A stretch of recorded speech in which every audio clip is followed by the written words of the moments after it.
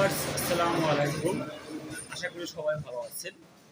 আজকে আমরা যে কাজটা দেখাবো সেটা হচ্ছে ডাবল নিডেল মেশিনের বেল ছিঁড়ে গেলে কীভাবে পুনরায় বেল লাগাতে হয় সেই কাজটা আজকে আমরা আপনাকে দেখাবো। আশা করি ভিডিওটা স্কিপ না করে শেষ পর্যন্ত দেখবেন।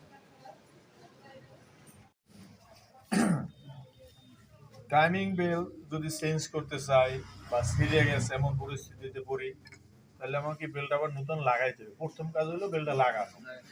তারপরে বেলটা লাগানোর পরে প্রতিনিয়ত আমরা যে কাজটা করি বেল টাইমিং ওটা করতে হবে। তো বেল লাগাইতে গেলে আমার প্রথম কাজ হলো যে মেশিনের ভিবেলের যে পুলিটা, মেশিন পুলি যেটা আমরা বলি, মেশিন পুলিটা আউট করতে হবে। মেশিন পুলি আউট করার পরে ভিতরে বেয়ারিংটা বের করতে হবে। এটা সম্পূর্ণ বের করতে পারি বা আংশিক বের করতে পারি, যেটা বেল ঢোকার মতো পরিস্থিতি হইলে এই পর্যন্ত রাইখা এরপরে back stitch liver, back stitch লিভারের শ্যাপটা তো আমার এই পর্যন্ত আছে, আর এই শ্যাপটা থাকবে এই বেলের মাঝখানে, যেহেতু মাঝে ঢুকাইতে হইব এই কারণে এই শ্যাপটা আমরা খুইলা এটা বের করে নিলাম। বেলটা লাগানোর পর বেলের মাঝখান দিয়া এই শ্যাপটা ঢুকাইয়া ব্যাক স্টিচের লিভারের যে ফাংশনের কাজটা এটা করে দিতে হইব। এরপরে কাজ হলো যে আমরা প্রতিনিয়ত যে কাজটা করি বেল টাইমিং ওটা করতে হবে। শুধু বেল চেঞ্জের জন্য আমার বাড়তি কাজ হইলো পুলি খুলতে হইব, তারপর বেরিং বের করতে হইব, কারণ আমার এই টাইমিং বেলটা আমরা এখান থেকে ভরতে হইব। আর এছাড়া যদি চাই যে আমি শ্যাপ খুললে তারপরে এটা করবো, তবে সেটা অনেক সময় সাপেক্ষ, অনেক সময় বেশি যাইব। সংক্ষেপে কাজ করার জন্য আমরা বেলটা এখান থেকে ঢুকে দিই।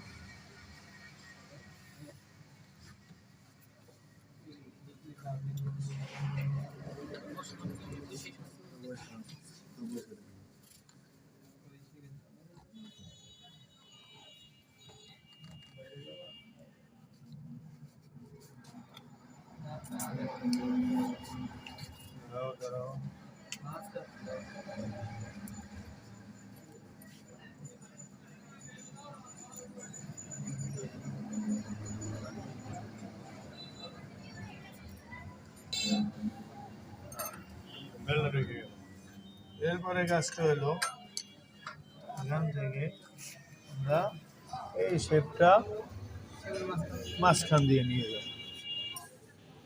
মাঝখান দিয়ে নিয়ে মাঝখানে ঢুকাই দিয়ে আমরা পরের কাজটা কি করবো, মাঝখানে ঢুকাই দিয়ে আমি ব্যাক স্টিচের যে কাজটা,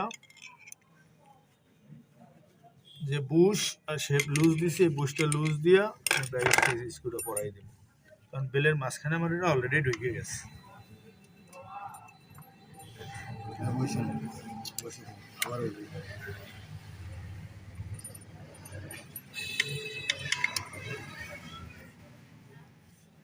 ঢুকে যাওয়ার পরে আমি এখানে এখন এটা একটা পজিশনে টাইট দিয়ে রাখবো, তারপরে ব্যাক স্টিচের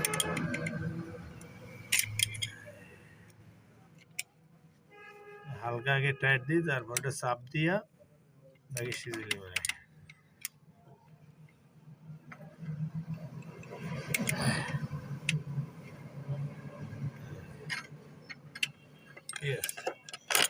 এখন বসে বুশ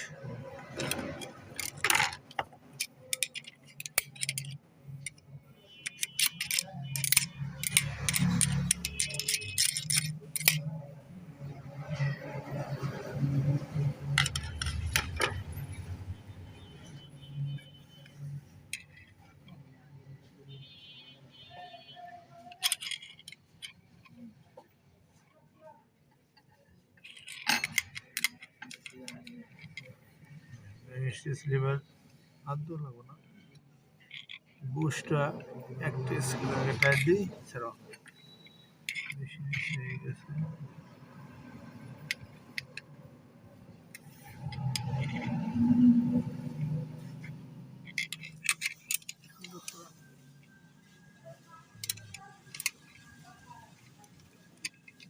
ওটা ছেড়ে দাও, ছেড়ে দাও।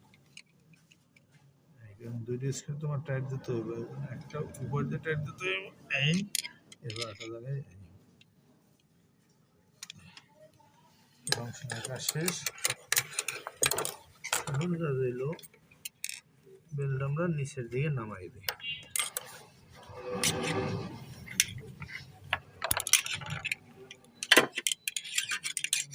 বেলের জায়গায় চলে গেছে। এখন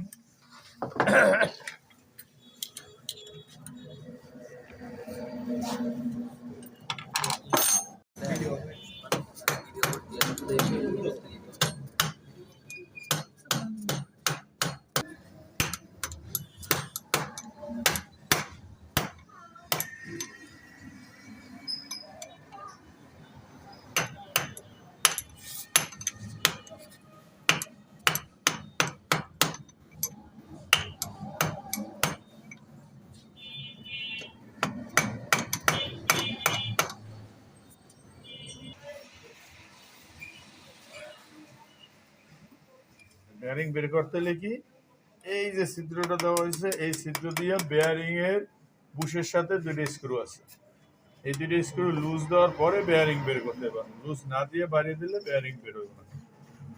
আবার ডুগাইয়া লাগাই দেব। এরপর এখানে আমার কাজ শেষ, এখানে পুলিবে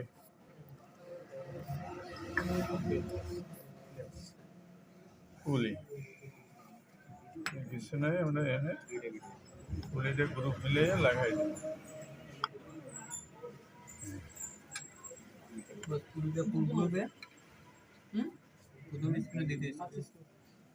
এটা ফার্স্ট স্ক্রু আর সেকেন্ড স্ক্রু অটো মেশিং এর ক্ষেত্রে গুরুত্বপূর্ণ।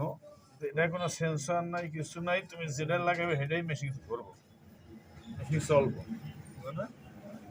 আর যখন অটোয়ে যাব তখন ফার্স্ট সেকেন্ড কি জন্য পুলিতে একটা সেন্সর থাকে, লাভ ডাউন নাই ফ্রি করে গা।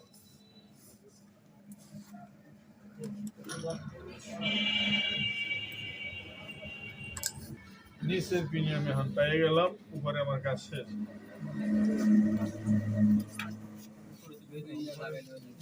প্রিমিয়াম বসাই দাও, উপরেরটা আগে বসাইয়া প্রিমিয়ামের উপরে দাও।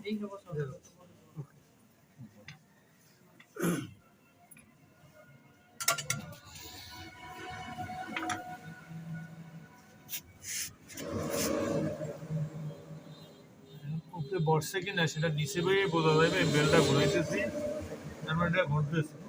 হ্যাঁ, এখন আমরা বেল টাইমিং যে নিয়মে করি, বেল লাগানোর নিয়ম হইলো তুমি এই প্রিমিয়াম ঘুরাইয়া ফিডব্যাক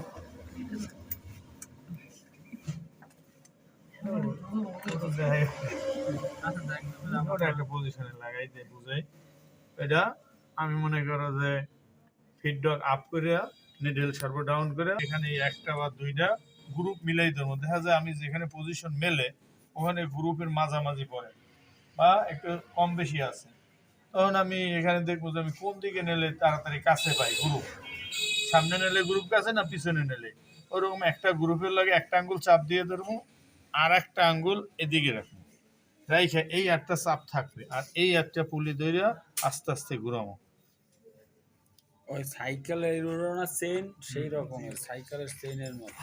এই সাইকেলের চেইন, তারপরে ওই যে ধান ভাঙা কলের যে ফিতে উড়ানো নামানো, ঠিক ওটা কোনো